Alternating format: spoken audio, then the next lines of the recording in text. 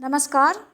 आज मैं आपको हिंदी के काव्यखंड का पाठ 3 कामायनी महाकाव्य का एक सर्ग श्रद्धा मनु। इसमें जयशंकर प्रसाद जी ने श्रद्धा के अप्रतिम रूप और सौंदर्य की झांकी प्रस्तुत की है और उसके द्वारा जीवन में हताश मनु को कर्म का संदेश दिए जाने का चित्रण किया है। पिछले वीडियो में मैंने इस पाठ के कुछ अंश पढ़ाए थे, तो इससे आगे के देखिए।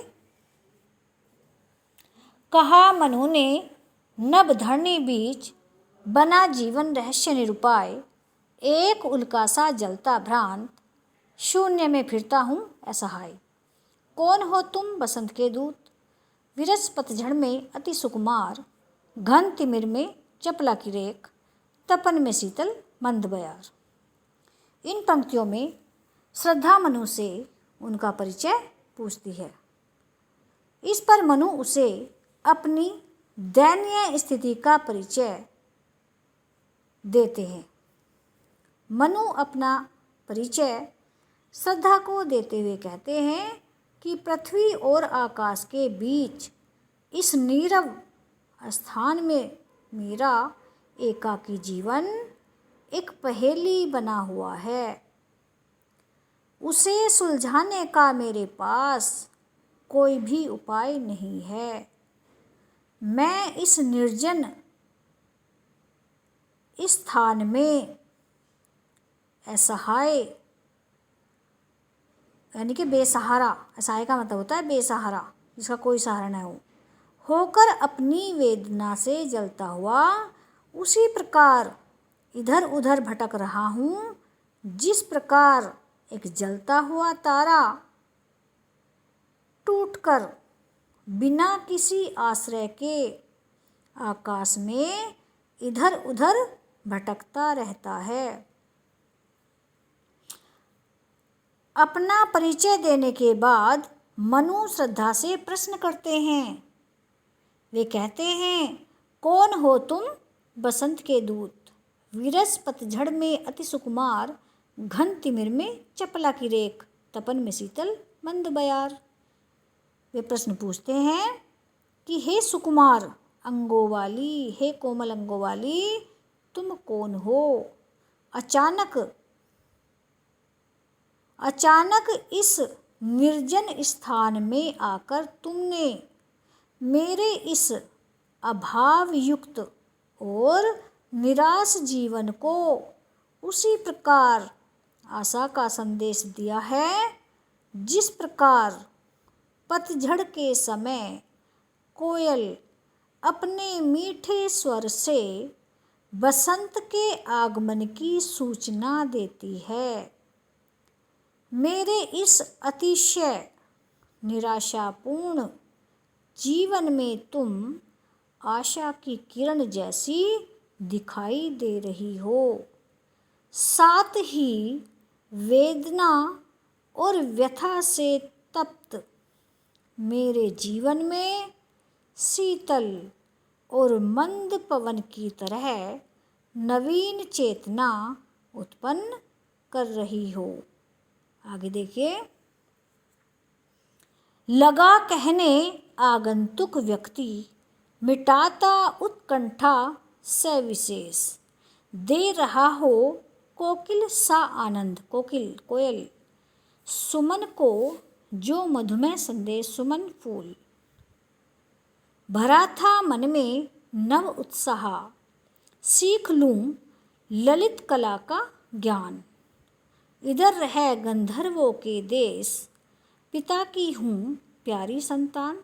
और जब मनु ने जो है श्रद्धा से प्रश्न पूछा है कि तुम कौन हो, तो श्रद्धा अपने बारे में बता रही है, अपना परिचय दे रही है। श्रद्धा के पूछने पर मनु उसे अपना परिचय देते हैं, जिससे जीवन के प्रति उसकी हताशा निराशा स्पष्ट व्यक्त होती है। अपने परिचय के बाद मनु श्रद्धा से उसके विषय में पूछते हैं कि वह कौन है, और काव्य पंक्तियों में श्रद्धा मनु के प्रश्नों के उत्तर देती हुई अपना परिचय दे रही है श्रद्धा। श्रद्धा कह रही है, मनु के पूछने पर अभी कुछ देर पहले ही आने वाले व्यक्ति, जिसका नाम श्रद्धा था, ने अपने विषय में सब कुछ जानने के लिए विशेष रूप से उत्कंठित मनु की जिज्ञासा शांत करने के लिए अपना परिचय देना आरंभ किया। उसके मन में जो क्वेश्चन चल रहे थे, जो विचार बन रहे थे, तो उनको शांत करने के लिए श्रद्धा ने अपना परिचय देना उचित समझा। वह अपना परिचय देने लगी। उसकी मधुर वाणी मनु को ऐसी लग रही थी जैसे कोयल आनंद में भरकर फूलों को मधु में बसंत के आने का संदेश सुना रही हो।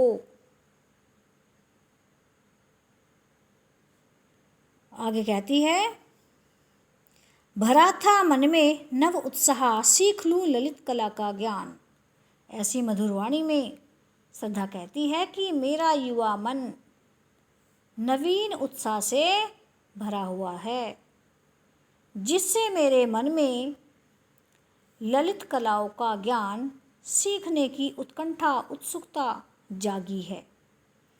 इसलिए मैं उन ललित कलाओं, कौन कौन सी होती हैं, गायन, वादन, नृत्य आदि, को सीखने के लिए गंधर्वों के देश में निवास करती हूँ। मैं अपने पिता की अत्यंत प्रिय संतान हूँ। इस तरह जो है श्रद्धा ने अपना परिचय मनु को दिया। आगे देखिए, दृष्टि जब जाती हिमगिरी ओर, प्रश्न करता मन अधिक अधीर, धरा की यह सिकुड़न भयभीत, आह कैसी है क्या है पीर। बढ़ा मन और चले ये पैर, सैल मालाओं का श्रृंगार, आँख की भूख मिटी यह देख, आह कितना सुंदर संभार। इन पंक्तियों में श्रद्धा मनु को बताती है कि वह उनके पास तक किस प्रकार पहुँची, कि कैसे जो है यहाँ इस वन में आई।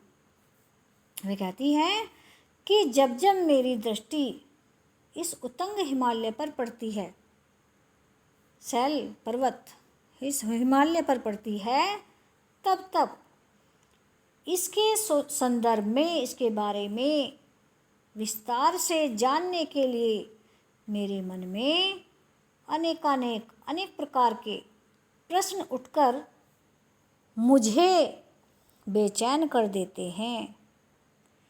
वे आगे कहती हैं,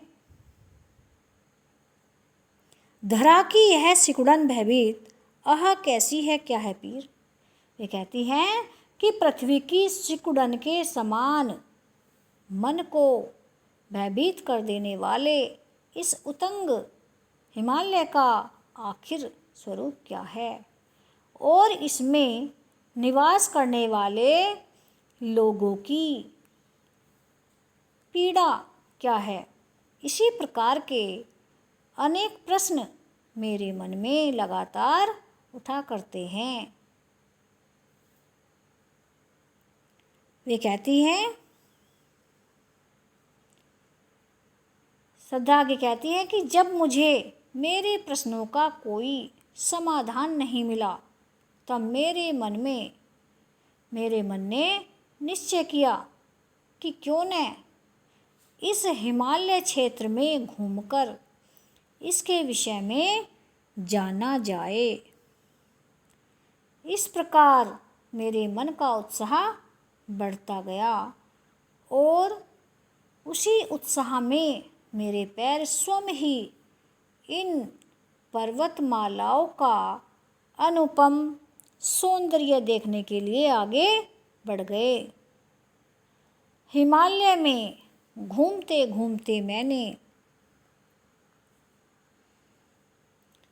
इसके अनुपम सौंदर्य का पान जी भरकर किया आनंद से किया, जिससे इसके सौंदर्य दर्शन की मेरी आँखों की भूख मिट गई। आँख की भूख मिटी यह देख, आह कितना सुंदर संभार, मिट गई। अर्थात हिमालय के सौंदर्य को देखने की मेरी उत्सुकता, उत्कंठा शांत हो गई।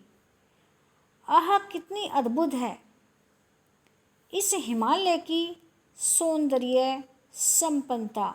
वास्तव में यह सौंदर्य की पूर्णता का श्रेष्ठ प्रतिमान है।